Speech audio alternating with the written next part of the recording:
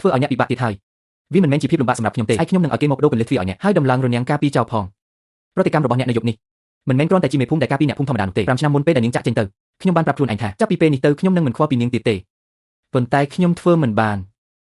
នឬថាមានរឿងកើតឡើងក្នុងភូមិជើម៉ាន់គឺជាសង្សារចាស់របស់អ្នកមែនទេអ្នកមានគួយហ្វាប្រាប់អ្នកមែនទេខ្ញុំមើលដឹងដោយខ្លួនឯងខ្ញុំគ្រាន់តែចង់និយាយថាការដែលអ្នកជួយការពីសង្សារចាស់ពីប្តីចាស់របស់នាងទោះនៅទីណាក៏គេយកទៅនិយាយដើមដែរអ្នកឥឡូវនេះជាបុគ្គលឆ្នាំផ្នែកអភិវឌ្ឍជនបទថ្នាក់ខេត្តរាល់សកម្មភាពរបស់អ្នកគឺមានគេកំពុងតាមដានខ្ញុំមិនខ្វល់រឿងគេនិយាយដើមនោះទេការជួយគេគឺជាជំរឿនរបស់ខ្ញុំរាល់ផលវិបាកដែលកើតឡើងខ្ញុំនឹងទទួលខុសត្រូវដោយខ្លួនឯងខ្ញុំដឹងតាំងពីដើមមកថាអ្នកនឹងនិយាយបែបនេះអាហារថ្ងៃនេះមិនរាប់បញ្ចូលក្នុងរឿងការងារទេថ្ងៃអង្គារក្រោយខ្ញុំនឹងចុះទៅភូមិយ៉ាងលីវអ្នកត្រូវតែអញ្ជើញខ្ញុំញ៉ាំសាច់ជ្រូករបស់មីងគួយហ្វាដែលនៅក្នុងភូម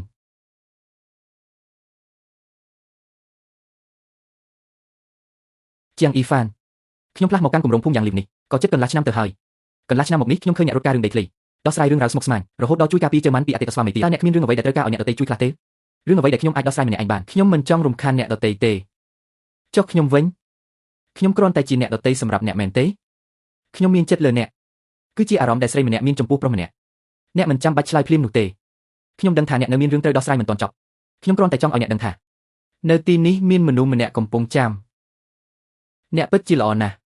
ប៉ុន្តែពេលនេះខ្ញុំមិនទាន់មានលក្ខណៈគ្រប់គ្រាន់នឹងគិតរឿងស្នេហាទេខ្ញុំគ្រាន់តែប្រាប់ឲ្យអ្នកដឹងប៉ុណ្ណោះមិនមែនបង្ខំឲ្យអ្នកឆ្លើយតបអ្វីនៅពេលនេះទេ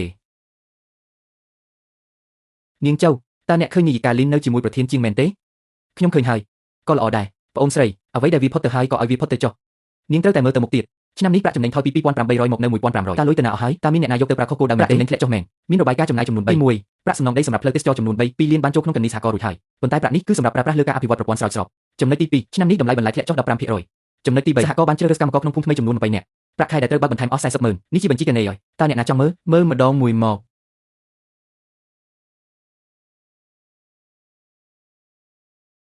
កការផ្ទេរប្រាក់ចំនួន 50,000 នេះខ្ញុំមិនបានចុះហត្ថលេខាទេវាគ្រាន់តែជាការដកប្រាក់មកប្រើបណ្ដោះអាសន្នទេរោងចក្រសម្ភារៈសំណង់ខ្វះលុយទិញវត្ថុធាតុដើមពីរបីថ្ងៃទៀតនឹងផ្ទេរចូលវិញហើយ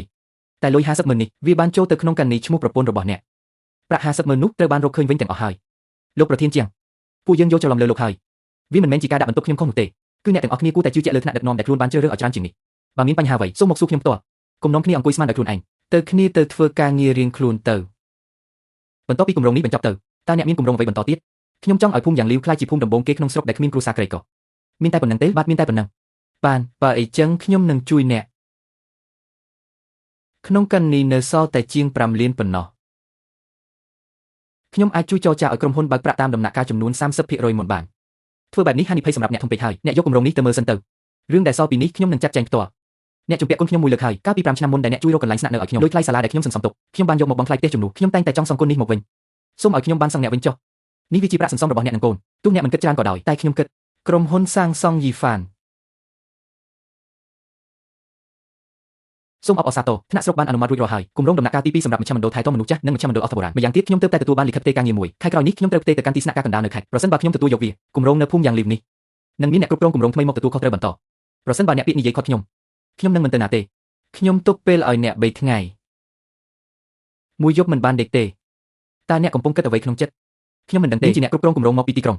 អនាគតនាងភ្លឺស្វាងណាស់ហើយខ្ញុំវិញគឺត្រឹមតែជាអ្នកភូមិម្នាក់ប៉ុណ្ណោះយ៉ាងណាក៏ដោយខ្ញុំវាគ្រាន់តែជាកសិករម្នាក់អ្នកណាបង្រៀនអ្នកថាការជាកសិករមិនស័ក្តិសមនឹងនាងជីដូនរបស់អ្នកកាលពីជំនាន់នោះជាកូនស្រីត្រកូលអភិជនក្នុងស្រុកចំណែកជីតារបស់អ្នកគ្រាន់តែជាអ្នកលក់ដូរធម្មតាពេលគាត់រៀបការជាមួយគ្នាគ្រួសារខាងស្រីជំទាស់ទាំងអស់ចុះបន្ទាប់មកទៀតយ៉ាងណាដែរជីតារបស់អ្នកមើលថែរក្សាគាត់យ៉ាងល្អពេញមួយជីវិតលីនវ៉ាន់ឈីងមិនមែនមើលត្រឹមតែជាកំណើតអ្នកទេនាងមើលឃើញពីតម្លៃក្នុងខ្លួនអ្នកខ្ញុំយករបស់នេះមកសងវិញថ្ងៃនោះនៅក្រោមដើមជីងកូជាបំណងប្រាថ្នាទី3ដែលខ្ញុំបានសុំគិត3ថ្ងៃពេញទើបយល់ច្បាស់ពីចិត្តខ្លួនឯងខ្ញុំចង់ឲ្យអូនស្នាក់នៅទីនេះមិនមែនដោយសារតែការងារទេគឺដោយសារតែបងស្រឡាញ់អូនដូចគ្នាបងដឹងទេថាពាក្យនេះអូនរងចាំយូរប៉ុណ្ណាហើយបងសុំទោសតែធ្វើឲ្យអូនរងចាំយូរមនុស្សអីពេលចរចាការងារពូកែណាស់ចុះរឿងស្នេហាមិនដេកក៏ឆ្កំម្លេះថាវិការសាងសង់បងអាចកិននេះបានតែរឿងចិត្តបងគិតមិនយល់សោះទៅចុះអូនបានប្រាប់ខាងមន្ទីរខេត្តរួចហើយទទួលការផ្ទេរការងារតែសូមពន្យាពេលរីកាគម្រោងដំណាក់កាលទី2នៅទីក្រុងយ៉ាងលេមិនអាចខ្វះតំណាងភីគីម្ចាស់